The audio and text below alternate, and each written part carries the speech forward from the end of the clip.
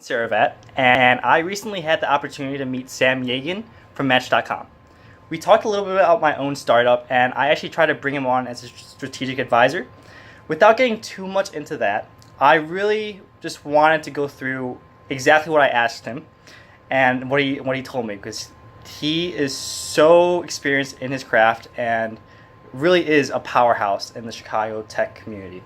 So, for those of you who don't or are not familiar with Sam Yagan, and honestly, if I went through all his credentials and all his achievements, we could be here forever.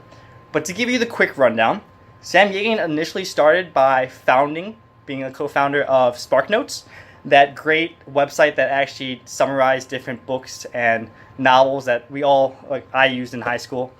He then went on to the dating industry, and he helped found OkCupid, which later got acquired by Match.com. When OkCupid got acquired by Match.com, Sam Yagan ended up becoming the CEO of Match.com for a while. After that was done, and Sam Yagan decided to switch into e-commerce, and he's currently working on ShopRunner, a Amazon/Costco competitor. So I want to talk a little bit about what I learned from him, what I asked him exactly, and then how I think we can apply Sam's life experiences into our own entrepreneurial journey. And even if you're not an entrepreneur, I feel like these are just great life lessons, and I think Sam is a great person to really take advice from. So, starting off, my number 5 rule for success from Sam Yagan is read the fine print. And I feel like this concept has been really overlooked in a lot of startups. You know, a lot of times people say, think big, like have a great vision. And I totally agree with that. But at the same time, I think there is some reasoning behind paying attention to the small details. So when I actually asked Sam this, he started off by telling us a story. And this story had to do with his original acquisition of OkCupid.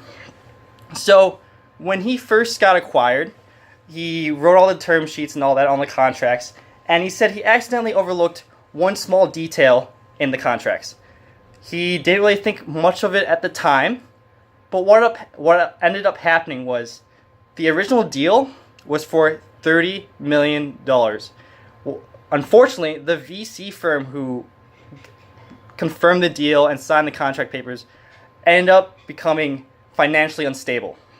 Now, thanks to the little fine print that Sam and his team accidentally overlooked, the VC firm was able to legally give him only $7 million as opposed to $30 million. So what ended up happening was, because of a very minute detail, $23 million was lost. So that's really a great example of how small things can really make the biggest differences.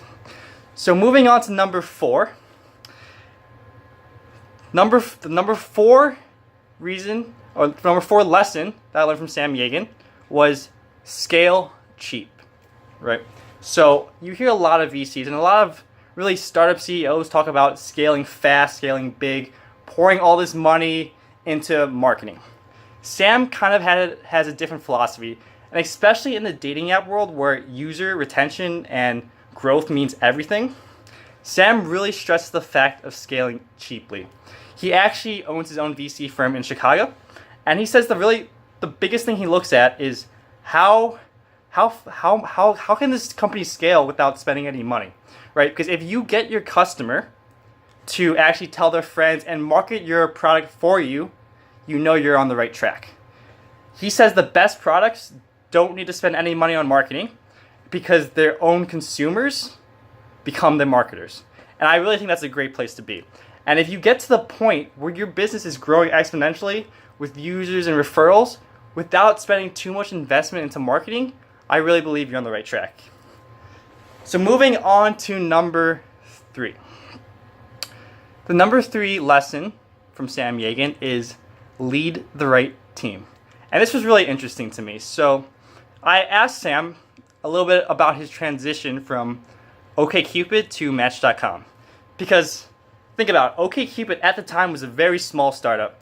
Not many people knew about it. And then when they got acquired by Match.com, Sam immediately became the CEO of a almost $1 billion revenue company. And he really, when I asked him about this, he really kind of thought back and really thought about the question, which I appreciate. And he said, it's all about the team, right? And everyone really focuses on the right leader and what you can do to become a better leader. No one really focuses on the right team. And I really think that's something we should all really pay attention to, right? Because if you don't have the right team, doesn't matter what kind of leader you have, it's just not going to be the right fit. So specifically, Sam was talking about the difference between a startup culture and a big corporate culture. And there's a huge difference in the workforce, right? So in a startup culture, he said, you usually get people on your team who are passionate about an idea. That's ultimately why the biggest reason why they're part of the startup and not a big corporation. When you start working for a corporation, he said, you get mostly people who are there for a job. They're there for the salary. And so the way you lead is completely different. Something that really honed in that he said that really when you work with a startup and you lead a startup, you move vertically as opposed to a corporation where you move horizontally. So number 3 rule, lead the right team. Find the right team and you will be on the right track to success. All right, guys, so number 2 is don't give up. And I know this is something that's been really said a lot, but I think if you don't really take into account the actual user stories and specific scenarios, you really take it for granted, right? So we hear all the time of success stories, those are so common, but what you really don't hear are the failures. And when I asked Sam about this, so I straight up asked Sam, I was like, out of your 8 years, because it took him 8 years to build out OkCupid before it later got acquired.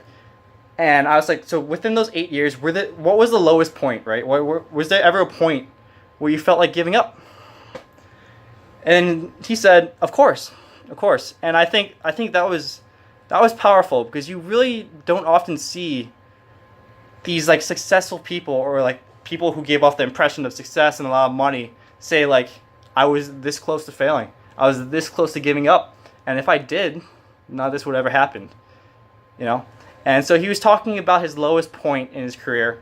He said it was about 2-3 years into OkCupid.